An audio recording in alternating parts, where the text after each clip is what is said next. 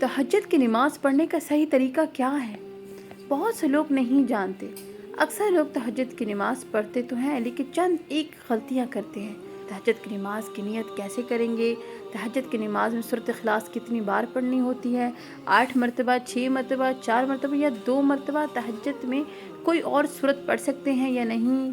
क्या तहज्जुद के लिए सोना ज़रूरी है या बग़ैर सोए भी हम तहज्जुद की नमाज़ पढ़ सकते हैं? तहज्जुद की नमाज़ का वक़्त कब शुरू होता है और कब तक रहता है? उसका अफ़ज़ल वक़्त कौन सा है? तहज्जुद की नमाज़ की रकात अदा कर सकते हैं। तमाम तर बातें आज ही इस वीडियो में मैं आप लोगों के साथ शेयर करने जा रही हूँ, इसलिए इस वीडियो को आपने बिल्कुल स्किप नहीं करना। इंशाअल्लाह अज़्ज़ा व जल इसी एक ही वीडियो से आपको बहुत कुछ सीखने को मिलेगा। आपकी बहुत सारी गलतफ़हमियाँ दूर हो जाएंगी। तहज्जुद की नमाज़ ये बहुत ही फ़ज़ीलत वाली नमाज़ है।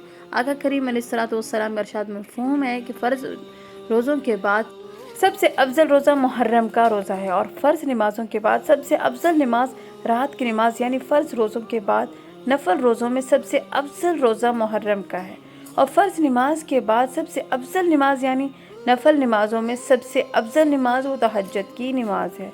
इसलिए हमें तहज्जुद की नमाज ज़रूर अदा करनी चाहिए। उससे अल्लाह का कुर्ब हासिल होता है और अल्लाह रब्बुल आलमीन को ये नमाज बहुत बहुत ज़्यादा पसंद है। और ये तहज्जुद की नमाज का जो वक़्त है ये कबूलियत का वक़्त होता है। इस वक़्त अल्लाह रब्बुल आलमीन दुआएं कबूल फरमाता है। आका करीम अलैहिस्सलातु वस्सलाम ने इरशाद फरमाया कि रात के आखिरी हिस्से में अल्लाह रब्बुल आलमीन आसमानी दुनिया पर अपनी रहमतें नाज़िल फरमाता है और ऐलान किया जाता है कि अल्लाह की तरफ से ही कोई मुझसे मांगे वाला, अपनी गुनाहों की बख्शिश मांगने वाला कि मैं उससे बख्श दूँ, कोई मुझसे रिज़्क़ मांगने वाला उसे रिज़्क़ अता कर दूँ, कोई बीमार बीमारियों से शिफा मांगने वाला मैं उसकी बीमारी दूर कर दूँ। ये ऐलान किया जाता है। ये कबूलियत का वक्त होता है, इसलिए हमें चाहिए कि हम तहज्जुद की नमाज की पाबंदी करें। कोशिश करनी चाहिए कि हमें तहज्जुद की नमाज अदा करनी चाहिए। अब आएँ बात करते हैं कि तहज्जुद की नमाज की नियत कैसे करेंगे। लेकिन नियत जो है ये दिल का पुख्ता इरादा है। ज़ुबान से अल्फाज अदा करने की नियत करना ये ना नमाज के फ़राइज़ है ना वाजिबात में से। हम बेहतर है कि अगर कर ले नहीं तो गुनाह नहीं। ऐसा नहीं कि आप ज़ुबान से अल्फाज अदा करके नियत करेंगे तभी आपकी नमाज होगी। आपकी नियत होगी वरना आपकी नमाज नहीं होगी। आपकी नियत नहीं है, बिल्कुल नहीं। असल नियत जो है वो दिल का पुख्ता इरादा है।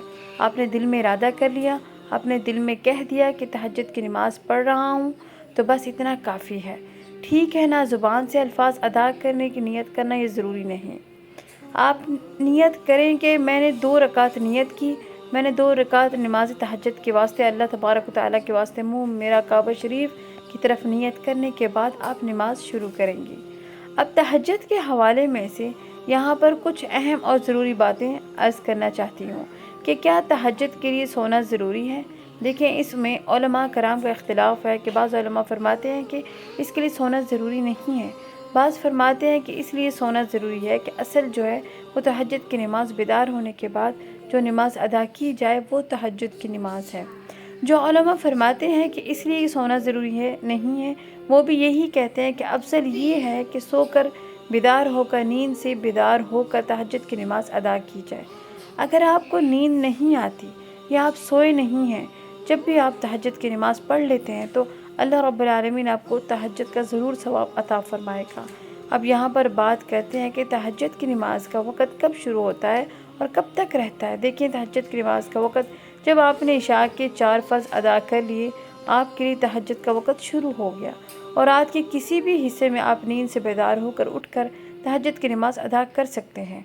और इसका आखिरी वक़्त जो है वो तुलू फ़जर है, यानी जैसे ही फ़जर की नमाज़ का वक़्त शुरू होगा आप तहज्जुद की नमाज़ का वक़्त ख़त्म हो जाएगा। यानी इशा की नमाज़ का जब तक वक़्त है तहज्जुद का वक़्त भी है। आप तहज्जुद पढ़ सकते हैं।